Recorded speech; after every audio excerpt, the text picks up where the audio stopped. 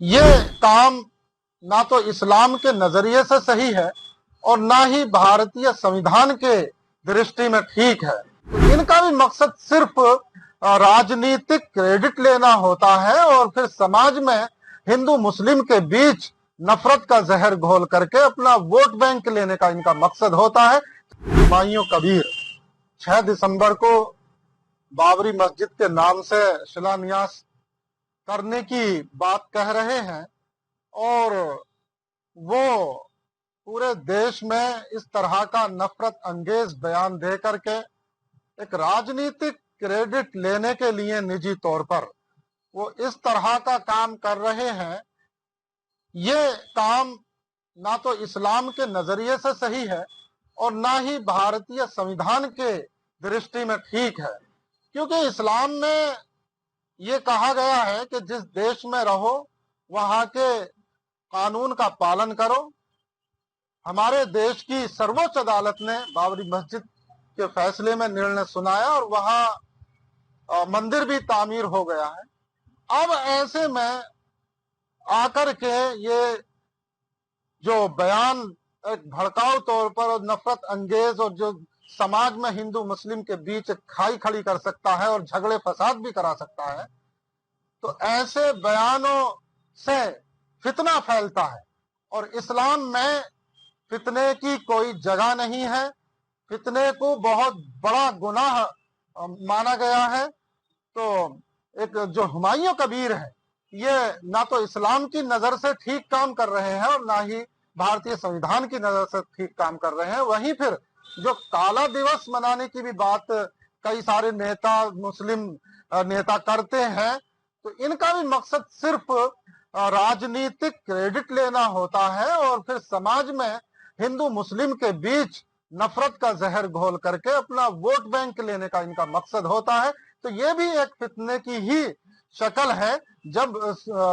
देश की सुप्रीम अदालत ने एक फैसला दे दिया है तो ऐसे तनाजा इशू पर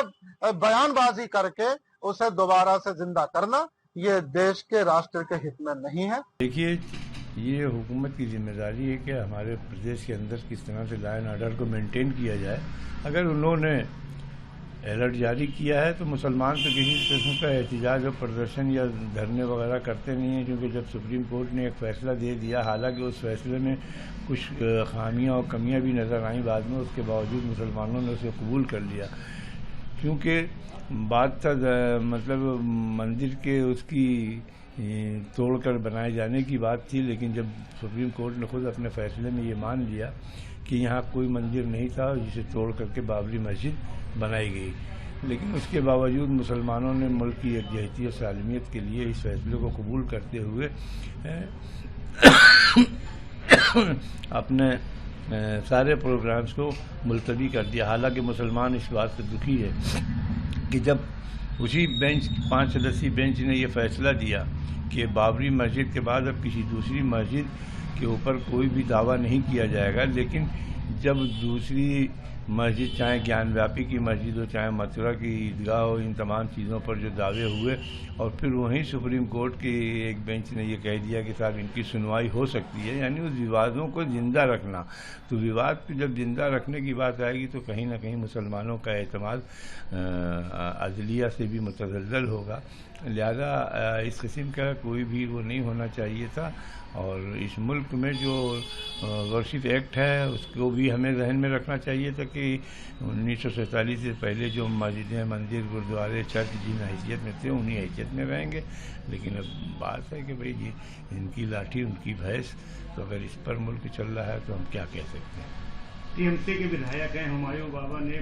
मुर्शिदाबाद में बाबरी मस्जिद बनाने की अड़े हुए हैं, क्या नहीं? देखिए, हुमायूं बाबा मुर्शिदाबाद में बाबरी मस्जिद के बनाने के नाम पर जो अड़े हुए हैं, तो बाबर कोई इस्लामी शख्सियत तो थी नहीं।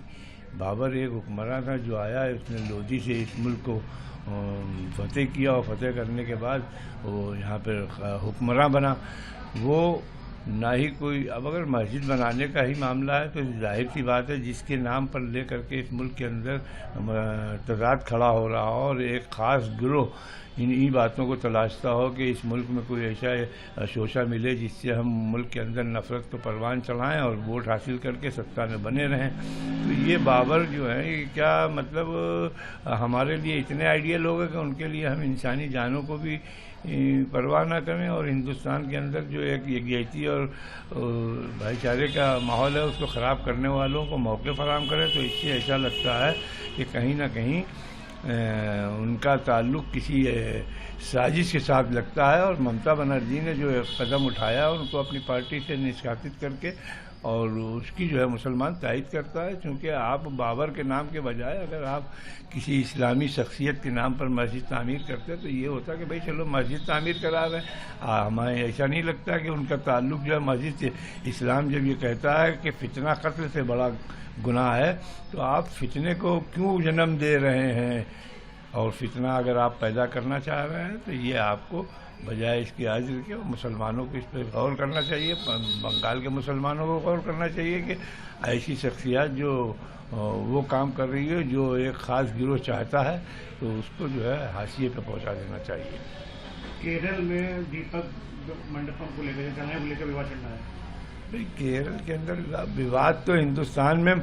इन्हीं सब चीज़ों को लेकर के, विवाद इन बातों पर नहीं है कि लोगों को नौकरियां मिले, लोगों को सस्ता अनाज मिले, लोगों को जो है कारोबार मिले, लोगों को शिक्षा बेहतर मिले, लोगों को स्वास्थ्य सेवाएं बेहतर मिले। इन सब से हटाकर एक अजीब माहौल चल रहा है कि इस मुल्क के अंदर कि वो मज़हब इंसान का दस्तूर में प्राइवेट पार्ट है, उस प्राइवेट को जो है